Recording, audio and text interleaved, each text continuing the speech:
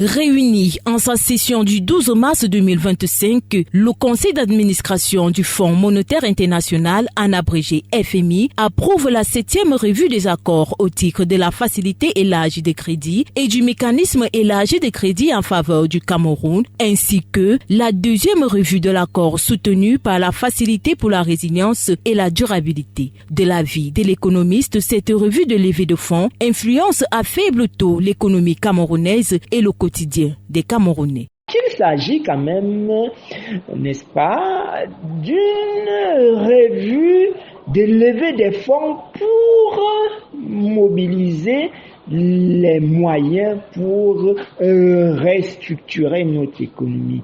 La structure, la nature de notre économie, mener à bien les réformes structurelles et la transformation de nos économies. À l'issue des débats de cette réunion, le conseil d'administration du FMI approuve également des décaissements en faveur du Cameroun d'un montant total de 85,7 milliards de DTS, soit environ 73 milliards de francs CFA, portant ainsi à près de 50 milliards de francs CFA l'ensemble des appuis budgétaires, une somme qui est insuffisante pour la transformation structurelle de l'économie camerounaise. 73 milliards sur une certaine période pour 500 milliards sur 4 ans ne sont pas fondamentalement suffisants pour la transformation structurelle de l'économie camerounaise. Cependant, pour atteindre l'émergence économique à court terme, il est question de faire recours à d'autres modèles productifs hormis l'économie d'endettement. Il faudra aller voir